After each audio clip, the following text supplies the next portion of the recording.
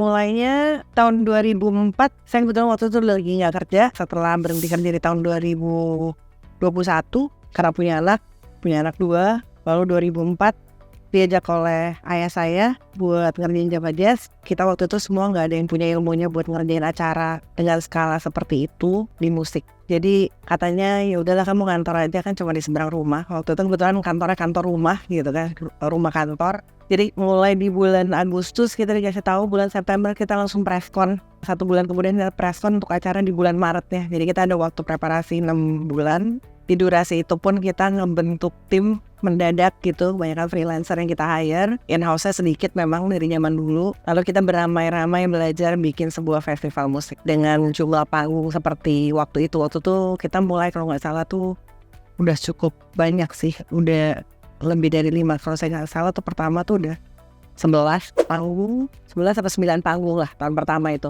Terus dari situ kita nggak pernah berhenti. Kalau khususnya Java Jazz yang pertama kali kita selenggarain tahun 2005 tuh nggak pernah berhenti, kecuali di 2021 karena pandemi jalan lagi. Tahun ini kita ngejalin tahun yang ke-19. Setelah kita ngerjain Java Jazz, memang lalu kita beride, berinovasi untuk bikin festival lain. Makanya kita sempat ada Java Soul Nation, Java Rockin' Land, Hodgepodge Sounds Fair gitu. Memang sampai saat ini yang konstan tidak pernah putus adalah Java Jazz gitu. Itu mulainya ngerjain ini. Tapi kan sebenarnya karir, kalau kita bicara karir, pekerjaan saya bukan hanya di JFP. Dulunya kita bekerja saya bekerja di industri yang berbeda banget. Tuh pulang sekolah tuh kita kerja di holding company, atau saya kerja di holding company Indovision, dicemplungin jadi investor relations waktu itu beberapa tahun. Lalu kita ngerjain internet service provider, itu juga beberapa tahun. Begitu hamil dipaksa berhenti kerja, sempat buka toko baju, sempat nyoba buka bar dan resto, baru akhirnya terus ngerjain Java Jazz. Betul.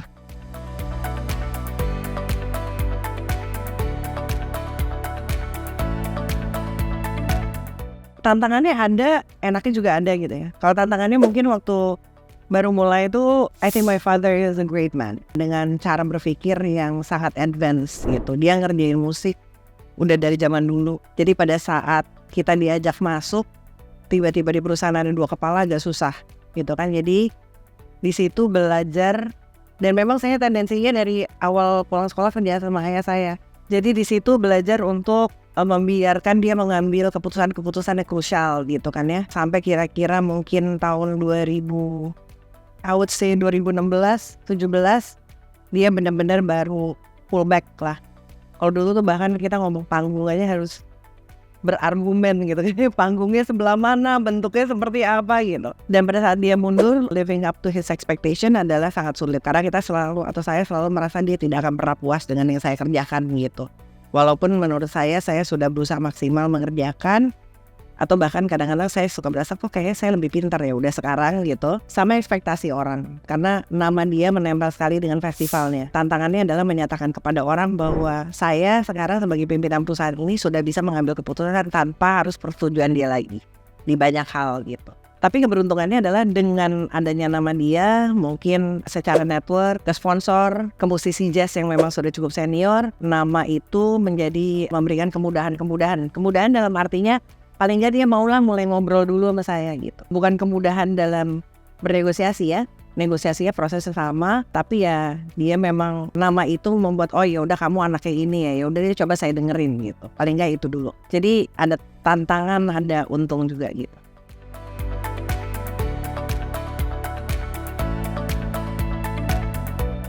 Mungkin kalau kita bicara tahun 2005 jauh lebih susah. Kalau kita bicara asing ya. Bicara asing itu Indonesia tahun 2005 belum dipandang sebagai sebuah pasar yang menjadi prioritas untuk menjadi bagian dari sebuah touring sebuah band asing misalnya gitu ya. Walaupun saat itu sudah ada beberapa promotor terdahulu kan ya, misalnya kayak Om Adri Subono, atau waktu itu ada Om Ireng Maulana almarhum gitu. Tapi to the extent yang kita kerjain dengan jumlah yang kita mau bawa pada saat bersamaan, itu belum ada sebelumnya gitu.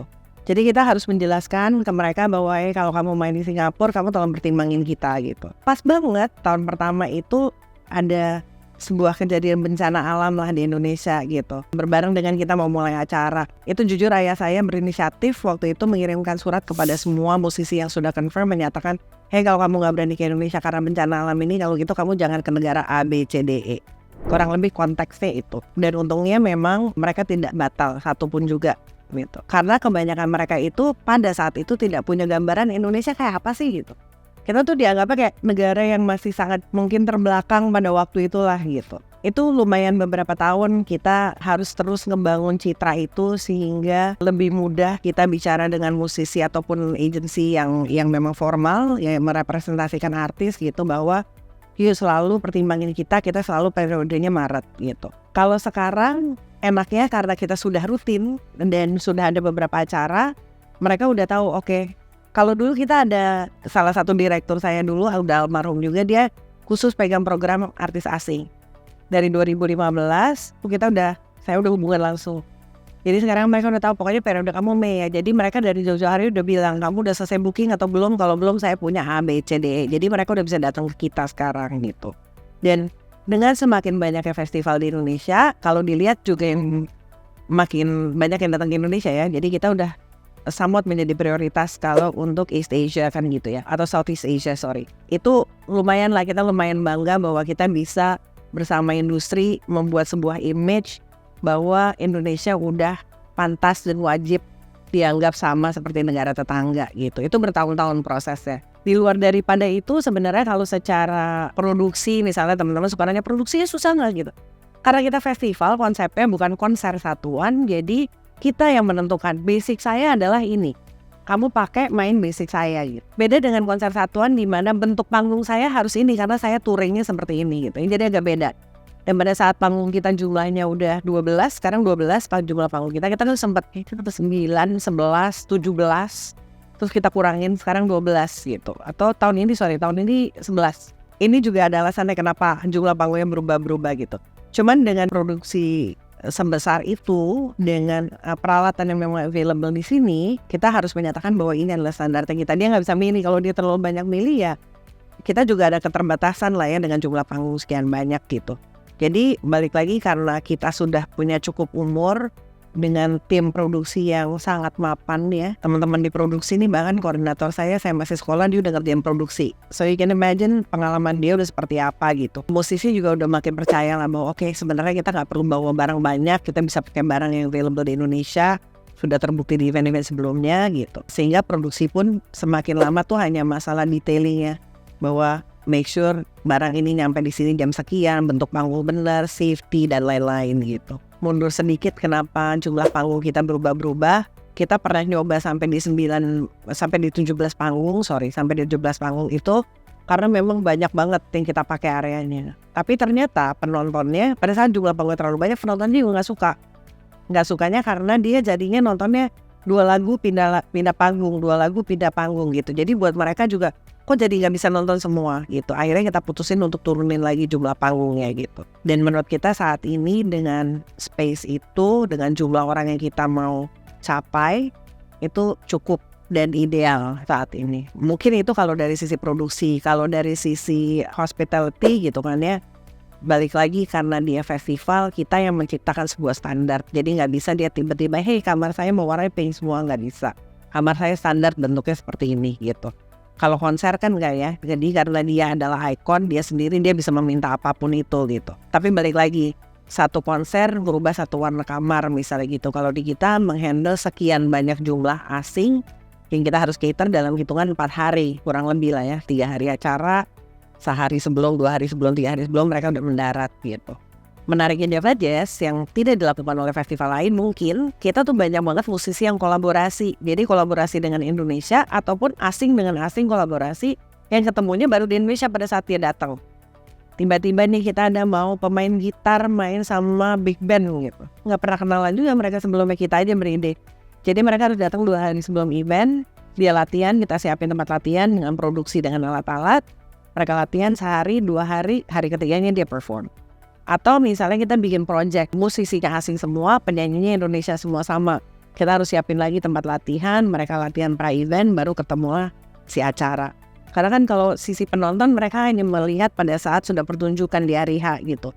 They don't see what happens behind the scene, bagaimana kita menghandle ratusan, kita jumlahnya hampir antara 150 sampai 200 asing lah ya. Belum lagi Indonesia tuh yang harus di cater tuh kurang lebih 700 orangan musisi. Nah itu kita harus kelola sedemikian rupa supaya jadwalnya nggak bentrok, supaya pemainnya nggak bentrok, supaya krunya nggak bentrok gitu. Jadi ya kalau produksi cukup menarik sih di Java Jazz itu.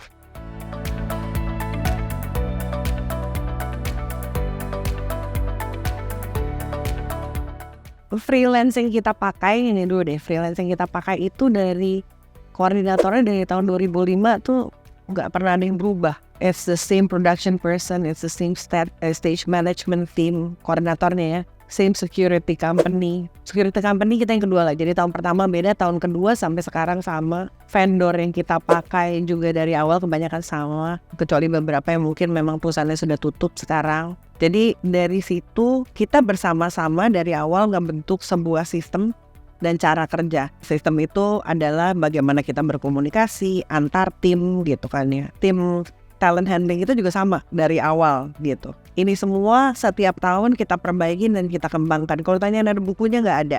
It's all in the head. Jadi semua orang tuh tahun kemarin masalahnya ini, berarti tahun depan kita benerinnya ini gitu. Every year there's a review of what happened that year untuk melihat apa yang harus diperbaikin.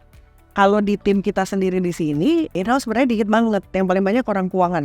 Di keuangan kita timnya cukup lah gitu. Sisanya tuh ada promosi, ada marketing, ada desainer gitu. Lainnya tuh semua orang lepasan. Bahkan kita kan kalau bicara sampai koneksi internet tuh sebenarnya dari dulu kita handle internal, sekarang anaknya udah punya perusahaan sendiri, dia tetap pegang internet kita. Jadi orangnya dia lagi. Jadi untuk kita mendistribusikan sebuah informasi itu semudah tanggal sekian kita mau ada acara ya. Acaranya adalah di sini. Itu teman-teman udah tahu langsung apa yang mereka harus kerjakan karena itu udah sebuah rutinitas yang berjalan masuk tahun ke-19.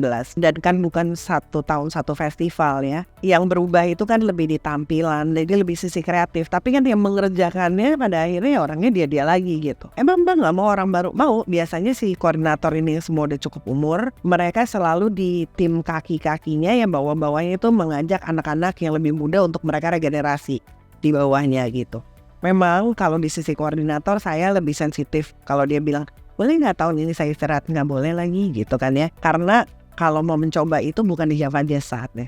Kalau saya lagi ngerjain konser yang lain atau satuan saya nggak apa-apa diganti timnya. Cuman kalau udah ngomong Java Jazz, it's too complicated. Komunikasi antar timnya terlalu banyak. Durasi kerja kita bukan 3 hari. Teman-teman produksi dan marketing dan lain-lain di lapangan itu kurang lebih totalnya 10 hari gitu. Jadi dengan mood kita yang serba lucu gitu kan ya, kalau persiapan nih kalau nggak saling paham jadi banyak terjadi percekcokan. Jadi preference saya adalah tidak berganti tim dari yang sudah kering gitu. Biasanya orang-orang yang justru mungkin membuat mood tidak enak yang akhirnya dia menjadi tersingkirkan sendiri gitu. Jadi distribusi pekerjaannya itu udah jalan terlalu lama untuk harus dijelaskan di setiap eventnya gitu.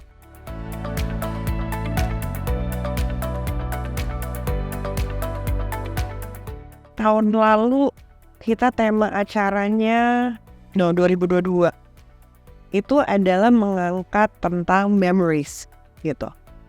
Jadi yang sering terjadi adalah pada saat kita ngobrol sama orang-orang gitu, ingat gak lo pada saat ini, ingat gak lo pas kita nonton ini, ingat gak waktu gue nonton ini gitu. Bahkan ada satu insiden saya lagi pergi sebuah acara ngobrol, ada satu orang lah MC, Mbak tahu gak Mbak, nah dia cerita saya udah datang ke Java Jazz sekian kali, oh iya seru dong seru. Tahun ini saya datang sama cewek yang berbeda. Ada 1 tahun saya 3 hari ceweknya beda terus gitu. Jadi sebenarnya teman-teman sendiri yang meng-create kayak things to remember by in every year gitu.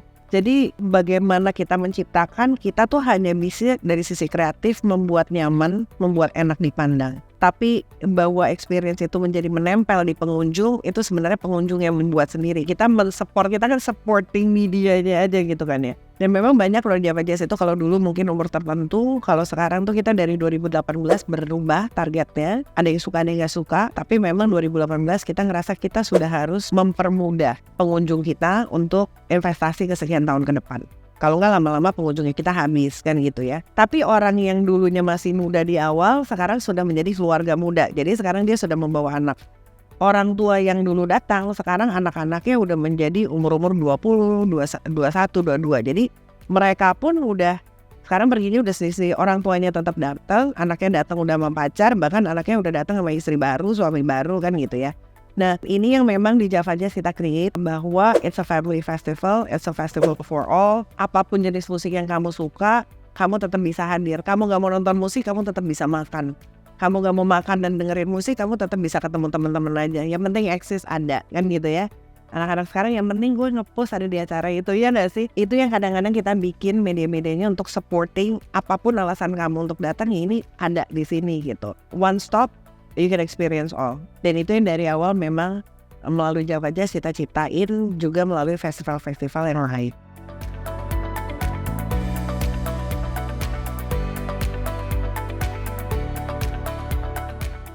Contoh paling mudah di kita sampai tahun 2009 masih menggunakan sistem tiketing zaman dulu ya. Di mana tiket itu harus kita bawa berbuku-buku, beratus-ratus buku untuk diperforasi contohnya. Setiap kali teman-teman melakukan itu dia bisa habis sehari, 2 hari, 3 hari di kantor pajak kan gitu ya. Tahun 2009 atau 2011 lah kita bikin event namanya Jamiroquai di Sentul, ada sebuah band lah. Persis sebelum Jamiroquai kita bikin Java Jazz, di mana si pengunjung itu harus melakukan penukaran tiket. Jadi dia beli tiket dan melakukan penukaran. Kalau zaman dulu kan gitu ya. Penukaran kan kembali kepada tiket, bukan kepada gelang. Kalau sekarang kan gelang ya. Dulu masih kepada tiket. Mereka ngantri cukup panjang, sangat tidak puas, banyak caci maki. Akhirnya selesai Java Jazz kita dikasih waktu teman-teman programming, dikasih waktu 3 bulan untuk bikin sistem tiketing online. Dalam waktu 3 bulan tanpa punya ilmu, teman-teman programmer itu menciptakan sistem tiketing online yang kita pakai. Sejak itu kita menggunakan sistem kita sendiri. Bagaimana impact-nya dengan pemangku kepentingan atau yang berkaitan dengan aturan atau pemerintahan. Di awal kita mau ngeluarin itu kita harus presentasi. Kantor pajak menyatakan bahwa sistem tiketing online ini akan menjadi lebih baik untuk laporan pajak. Jadi kita beneran teman-teman tuh presentasi sistemnya adalah seperti ini, flow-nya adalah seperti ini gitu. Kita bolak-balik dipanggil untuk ngejelasin, karena kan yang udah biasa beli tiket pesawat online gitu, waktu itu tiket konser tidak ada gitu yang online. Jadi kita bersama-sama dan akhirnya disetujuin dan izinnya dikeluarkan untuk kita melakukan itu untuk event-event kita gitu. Itu salah satu bagaimana kita bekerja sama yang tujuannya adalah memperbaiki industri kan ke depannya gitu. Atau misalnya lagi terkait dengan dari kemarin-kemarin yang sempat ramai masalah perizinan gitu. Sekarang hubungan, saya hanya bisa bicara untuk JFP, hubungan kami dengan kepolisian sangat baik dan selalu mencari hal-hal yang sifatnya mencari jalan keluar. Bagaimana durasi waktu apa sih yang harus kita penuhi supaya izin itu keluar di waktu yang kita inginkan. Karena it takes a whole team to do it gitu. Kita nggak bisa juga melulu hanya nyalain mereka atau mereka salahin kita gitu. Jadi sekarang tuh juga menurut kita dari teman-teman kepolisian memberikan informasi yang sangat cukup. Ini loh yang harus kamu kerjain, ini dokumen yang harus kamu siapin, ini adalah durasi waktunya. Kalau kamu asing, kalau kamu all Indonesian, kalau kamu hanya dari daerah aja, ini udah ada jelas gitu. Sehingga mempermudah juga teman-teman yang mengurus untuk mengurus, itu contoh lagi gitu. Atau kalau dengan Kementerian Pariwisata, contohnya kerjasama kita adalah dalam bentuk promosi.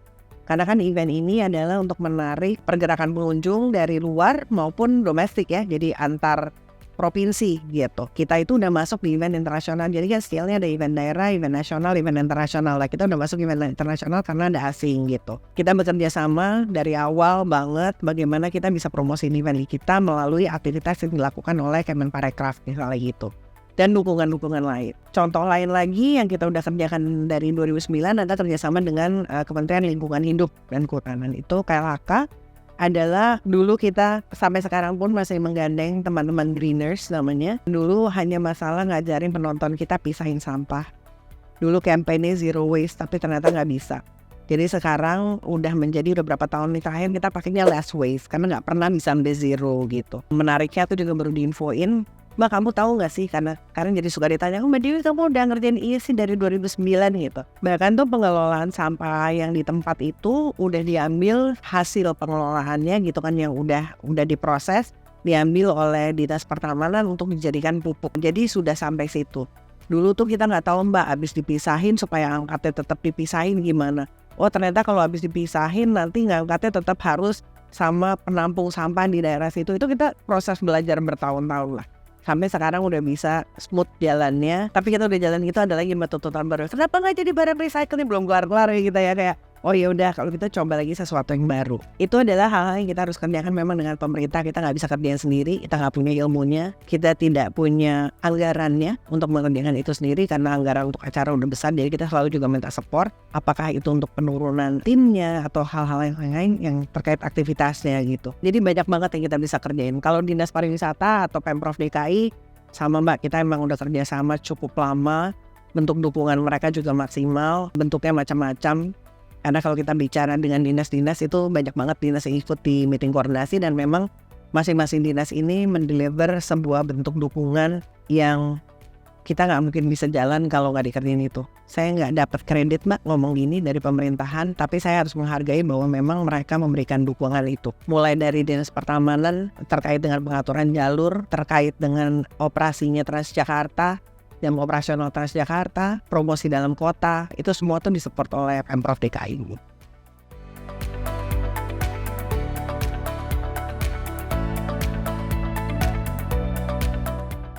Sponsor itu di kami bentuknya menjadi bagian dari tim. Kenapa saya bilang kayak gitu? Banyak banget hal-hal yang kita kerjain itu hasil diskusi kita dengan sponsor. Karena kan dengan sponsor itu kita nggak bisa cuma minta tolong kasih ya, kayak minta, tapi kamu perlunya apa ya? Gitu. Sponsor kita yang kerjasamanya sudah 19 tahun juga ada beberapa Mbak. Jadi kita cukup beruntung bisa memaintain sponsor sepanjang itu. Bahkan ada beberapa sponsor kita tuh yang tiap kali kita bikin event besar kecil mereka selalu ikut aja gitu dan konstan gitu. Makanya tadi saya bilang sponsor itu sebenarnya menjadi bagian dari tim. Karena if you make them feel like they own the festival too, they will put in as much effort seperti kita ke dalam acaranya gitu. Dan rasa kepemilikan itulah yang membuat kerjasama kita bisa jadi panjang. Ada beberapa industri yang memang kita nggak bisa rutin entah kenapa lah. Cuma selalu ada brand lain misalnya yang menggantikan gitu. Yang approach ke kita juga perusahaannya cukup random, nggak melulu hanya bank, telco atau brand-brand yang pada umumnya di festival ya. Kayak kemarin ada yang approach ke kita adalah dia lagi mau edukasi nantinya mengenai surya gitu. Cuman aku bilang kita belum bisa nih, alat-alat kita belum ada yang mau dicolokinnya ke sana gitu. Oh enggak, kita cuma mau edukasi aja Mbak. Kita alatnya juga belum jadi, ini adalah proses jangka panjang nantinya. Tapi kita mau edukasi ke anak-anak muda zaman sekarang bahwa ini nanti bisa seperti itu. Oh ya sudah, kita bagaimana kerjasamanya. Semua ada nilai lah Mbak, saya nggak mau bohong. I mean we are commercial after all, right? It's all business. Karena kita nggak bisa bayar artis pakai daun gitu kan ya. Jadi kan tetap harus ada nilai gitu. Dulu pernah juga kita kerjasama sama satu perusahaan genset yang dia menggunakan tenaganya itu dari semua tutup botol minuman sponsor saya dikumpulin. Tapi dia sebenarnya targetnya adalah generator untuk sekolah-sekolah yang terpencil. Jadi dia generator kecil gitu. Jadi kita kumpulin dia buat bikin popcorn dan lain-lain. Ini kayak hal-hal yang memang ada. Makanya kita selalu bilang oke, sponsornya kamu perlu apa, kita sudah ada pengunjungnya, kamu udah pasti dapat orang melihat, kamu perlu apa tapi saya perlu uang, atau kamu perlu apa tapi saya perlu koneksi internet, atau kamu perlu apa saya need something else gitu. It has to be mutual. Itu kalau kepada sponsor gitu.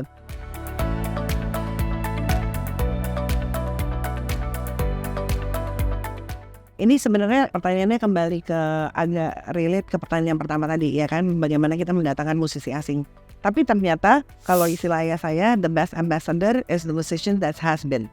Jadi musisi yang datang ke sini dan merasa puas pada saat dia perform di Java Jazz, dia akan kembali ke negaranya terus cerita, by the way gue kemarin main di Java Jazz sih, oke banget main di Indonesia. Terus ternyata promotornya oke gitu. Word of mouth mereka nyebarnya cepet banget. Agency sama. Misalnya saya di dalam agency, artisnya datang, artisnya puas, dia akan lapor agensinya. Agensinya berikutnya akan bilang, kemarin adalah sebuah insiden Dewi, kita di offer sama A, kita di offer sama B gitu. Ya kalau saingan saya nggak mau, nggak, tapi we prefer you because this happened with that other promoter. Aku bilang, look, this is not a bidding game. Lo mau sama dia silakan, kalau mau sama saya nggak apa-apa, tapi saya nggak suka disuruh adu nilai gitu. Karena menurut saya semakin banyak festival di Indonesia semakin baik. Jadi kalau kita semua beradu terus, harga mereka naik bahkan di atas harga pasar yang jadinya gak worth it gitu. Itu cara, makanya bagaimana kita men-treat musisi. Saya gak bilang Indonesia beda ya Mbak, tapi musisi asing itu krusial dengan mereka kembali ke negaranya menyatakan acara ini bagus atau tidak gitu. Tapi pernah kita kerjasama sama sebuah media, iklannya kita itu tayang di 60 negara dalam 6 bahasa khusus mempromosikan Java Jazz gitu. Itu kita lumayan bangga lah, itu kita lapor ke Kemenparekraf kita promosi di 60 negara. Kita nggak punya anggaran tapi kita bisa gitu. Kenapa mereka akhirnya media itu mau kerja sama kita? Karena dia ngerasa dia ada sebuah value sebagai kompensasinya. Karena memang mereka media besar, kita mendatangkan timnya untuk melakukan sebuah peliputan. Jadi dia bikin ada sebuah peliputan yang juga setelahnya ditayangkan di beberapa negara itu, di 60 negara tersebut gitu. Itu cara-cara simpel yang kita bisa kerjain. Karena sejujurnya kita nggak bisa pasang LED di Times Square gitu, nggak punya kita anggarannya. Jadi kita hanya bisa dengan format-format kerjasama yang lebih simpel mungkin. Selama mereka ngerasa acaranya punya value, pada umumnya mereka mau meliput. Kita hanya bisa support media-media ini dengan memberikan akses-akses yang sama kita berikan kepada media di Indonesia untuk bisa meliput, buat liputan lebih jauh lah. Lucu sih teman-teman itu waktu itu bahkan datang ke Indonesia, dia sampai meliputnya ke kota kemana, terus ngapa aja sih? Karena yang diambil tuh gambar-gambar seperti jajanan-jajanan di pinggir jalan dan lain-lain, menjadi bagian dari konsepsi post-event materialnya dia gitu, yang menurut kita menarik karena endingnya adalah promosi Jakarta gitu. Just kurang diminati, setuju dan gak setuju. Kita pernah ada satu press conference di mana saya ngeluarin, saya minta anak program lagi, saya nggak tahu kan anak-anak program kita kan memang musisi ya rata-rata, dan mereka memang bersekolah gitu. Saya minta tolong sama dia di satu sesi lah, karena begitu banyak pertanyaan, nih Java Jazz nggak nampilin jazz katanya gitu. Saya minta mereka bikin pohon turunannya jazz gitu. Bagaimana rhythm and blues, which is R&B, itu adanya di bawahnya jazz gitu. Jazz itu sudah berkembang begitu jauh, crossover-nya udah banyak, jadi udah nggak bisa lagi bilang jazz tuh bunyinya harus seperti apa gitu. Kecuali memang kita dengan idealisme yang sangat tinggi bahwa ini bukan jazz, ya bebas-bebas aja sih masalah penilaian itu kan ya. Jadi dari dulu Java Jazz pertama yang kita kerjakan adalah jazznya ada gitu sekian persen, ya musik popnya juga ada sekian persen. Harapannya kita pada saat kita main musik pop, dia sambil menunggu dia akan masuk ke ruangan-ruangan lain yang tanpa sadar sebenarnya dia menonton jazz tapi dia nggak sadar. Itu adalah proses edukasinya kita yang sudah kita jalanin dari awal gitu. Kalau kita bicara festival jazz di dunia saat ini, boleh dilihat tahun 2024 line up ya. Itu band rock mainnya di festival jazz tertua di Amerika. Saya nggak usah sebut nama bandnya dan nggak mau sebut nama festivalnya. Kita bicara ada satu jazz festival juga sama di Belanda. Coba dilihat line up-nya. Festival jazz itu tidak lagi melulu juga hanya menampilkan jazz gitu, dan itu adalah perkembangannya. Dan untuk kita menggitar ke anak-anak yang sekarang gitu, memang kita harus campur dengan harapan dia akan nanti tahu, oh ini jazz, oh ini turunannya jazz, oh ini R&B, it's fine. Kalau ini soul juga nggak apa-apa juga gitu. Itu adalah prosesnya kita. Teman-teman yang sangat idealis dan sejujurnya sering memaki saya, menyatakan kamu namanya jazz tapi bukan acara jazz, ada mbak. Tapi kalau dia hanya 10 di antara ribuan orang yang menonton, ya sudahlah, nggak akan pernah kita bisa muasin semua orang. Balik lagi, perkembangan jazz tuh sekarang udah mewah banget mbak, dan udah tidak seperti yang dibayangin teman-teman lagi gitu. Dan itu aku rasa di musisi Indonesia sekarang pun music is like a cycle kan mbak. Ntar yang lagi musim jenis apa, ntar lagi musim jenis apa. Di Indonesia pun sebenarnya yang mulai ke jazz juga ada ya. Mungkin kalau yang muda-muda tuh dimulai dengan Ardhito kali ya. Kemarin Ardhito kan lumayan tiba-tiba dikeluar dengan bunyi dia sendiri pas pertama kali keluar ya. Itu menurut aku dia lumayan, abis itu ada yang lain-lain lah. Kalau untuk menggitar ya sebenarnya bukan teman-teman pencipta jazz, dia senang Ardhito, dia nggak sadar bahwa Ardhito adalah jazz. Dia menganggap Ardhito adalah pop. Dia nggak sih? Padahal Ardhito mengkategorikan dirinya sebagai gue penyanyi jazz gitu. Dia bahkan kemarin saya lagi ngobrol sama manajer, mbak dari dulu tuh dia yang bahkan gue mau dong kerja sama musisi-musisi yang sudah umur, yang penting tetap ngembangin jazz. Nah ini yang teman-teman tuh nggak sadar bahwa yang dia dengerin adalah jazz gitu. Ini contoh paling mudah lah gitu. Tahun lalu kita bawa ada satu musisi muda namanya Leve, kayaknya gitu deh pronunciation-nya. Tiba-tiba semua anak kecil nonton gitu kan. Anak kecil dengerin jazz gitu kan ya. Yang lucu sebelum dia main, yang main Bob James mbak adalah musisi jazz sangat senior. Tapi ngeliatin ini kenapa yang nonton Bob James anak kecil semua ya. Dia mendadak suka Bob James. Ternyata habis itu si Leve itu ternyata baru win award untuk kategorinya jazz. Tapi aku yakin anak-anak yang nonton ini nggak tahu kalau dia adalah penyanyi jazz. Makanya ya itulah salah satu proses-proses yang kita harus jalanin untuk edukasi mengenai musik gitu.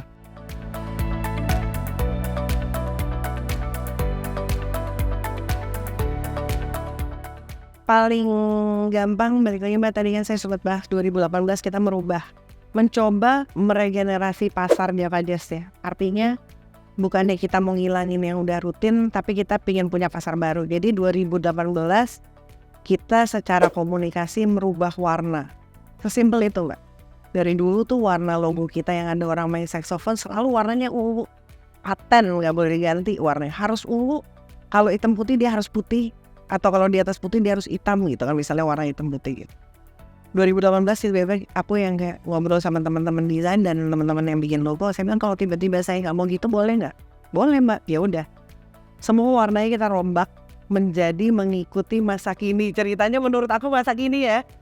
Jadi cara kita bikin tampilannya, pemilihan warna dasarnya, media yang kita pergunakan, cara kita membuat website, simple things gitu Mbak. Hal-hal yang kita rubah untuk mendapatkan si pengunjung-pengunjung baru itu. Itu mungkin yang satu yang kita kerjakan. Kedua adalah program. Balik lagi di 2018 dengan tim yang cukup baru. Waktu itu saya berubah memang tim programnya. Saya bilang sama mereka, saya mau ganti deh karena targetnya saya mau sekarang lebih muda. Cara kita bikin line up harus berubah gitu. Di situ tahun pertama kita datengin, dan 2018 kita datengin Daniel Caesar, kita datengin Her, kita datengin Jenny Haiko. Habis itu 2 tahun berikutnya tuh kita ada nama-nama seperti Bruno Major, Lauf. Nama-nama itu tuh mendadak ada di line up kita yang mungkin sebelumnya tidak ada gitu. Lari nggak? Lari. Tapi R&B ya R&B gitu. Boleh nggak? Boleh aja kok gitu. Karena kita tetap ada nama seperti Lily Tenor, kita tetap ada Bob James, kita tetap ada, kita pernah waktu itu ada 1 tahun bawanya Neo, tapi kita tetap ada Sting. Tapi dia di dalam project karena tidak boleh namanya Sting gitu kan. Itu tuh memang sengaja kita bikin programnya untuk meng-cater ke pasar yang lebih besar dan menggait si anak-anak muda gitu. Balik lagi orang yang udah sering datang mungkin ini kurang jazz gitu. Tapi mendadak saya menemukan pembeli tiket baru gitu, yang harapan kita sekian tahun ke depan dia akan terus datang ke acara gitu.